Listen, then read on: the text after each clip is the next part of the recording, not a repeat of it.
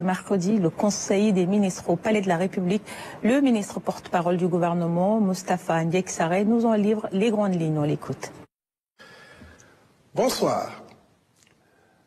En cette période marquée par le recueillement et l'esprit de Pâques, le président de la République, son Excellence Bassirou Diomaye Diakhar Faye, a tenu à exprimer au nom de la nation ses condoléances émues à la communauté catholique suite au décès du pape François survenu ce lundi de Pâques.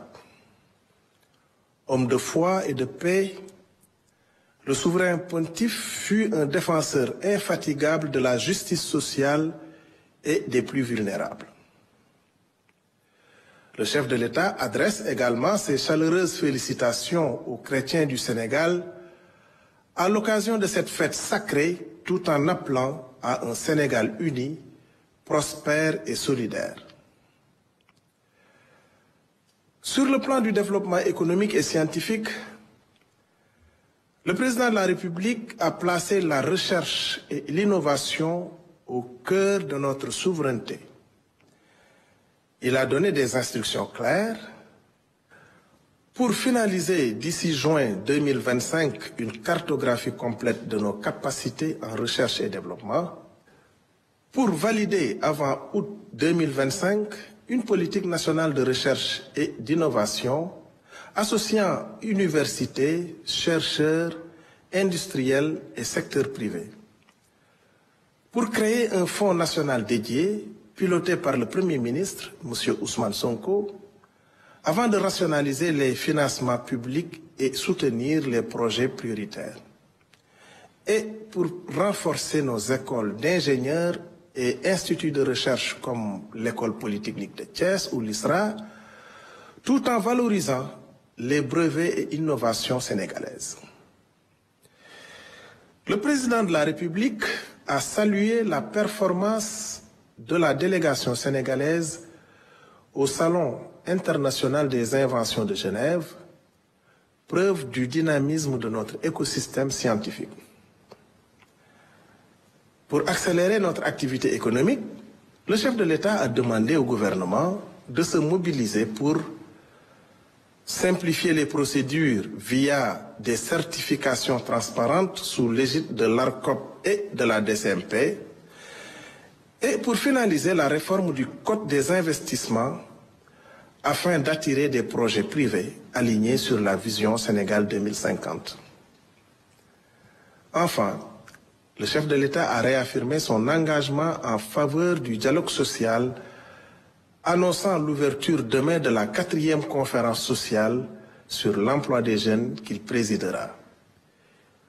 Il a demandé un bilan concret sur le pacte national de stabilité sociale, sur la prise en charge des doléances syndicales avant le 1er mai et sur les recommandations du rapport 2024 relatif au marché du travail. Le Premier ministre, quant à lui, a rappelé que la reddition des comptes, engagement phare du président de la République, est une exigence démocratique fondamentale. Elle s'accompagne d'actions concrètes pour construire une nation forte et prospère malgré les défis financiers. Un plan de relance détaillé et chiffré, aligné sur l'agenda national de transformation, sera présenté prochainement aux Sénégalais et aux partenaires techniques. Face à la violation grave des droits de l'enfant, le gouvernement acte l'échec des initiatives passées. Stratégie de protection, 0 enfant dans la rue. Une approche nouvelle s'impose, centrée sur la vision Sénégal 2050 avec le retrait définitif des enfants de la rue et leur réinsertion socio-économique, l'organisation prochaine d'assises de la petite enfance pour proposer des solutions durables en coordination avec les ministères concernés, famille, justice, santé, éducation, intérieure. Malgré les lois dissuasives, ces phénomènes persistent. Le Premier ministre a annoncé une stratégie nationale à soumettre avant fin octobre 2025 pour renforcer la brigade de protection des mineurs identifier et poursuivre les responsables. Pour les étrangers, organiser leur retour en collaboration avec leur pays d'origine et appliquer les mesures d'éloignement. Je vous remercie de votre attention et vous souhaite une excellente soirée. Et pour la lecture des mesures individuelles, avec moi sur ce plateau, Adama Anouchkaba. Bonsoir Adama. Bonsoir Mariama. Bonsoir à tous. Alors le président de la République a pris les décisions suivantes. Au titre du ministère de l'Intégration africaine et des Affaires étrangères, Monsieur Mohamed Konaté, conseiller des Affaires étrangères, matricule de solde numéro 606-883I, est nommé secrétaire général adjoint au ministère de l'Intégration africaine et des Affaires étrangères en remplacement de M. Malik Diouf appelé à d'autres fonctions. M. Babakarba, administrateur civil, matricule de solde numéro 611-532B, est nommé directeur général de l'intégration africaine et du panafricanisme au ministère de l'Intégration africaine et des Affaires étrangères et responsable du bureau national de la CEDEAO.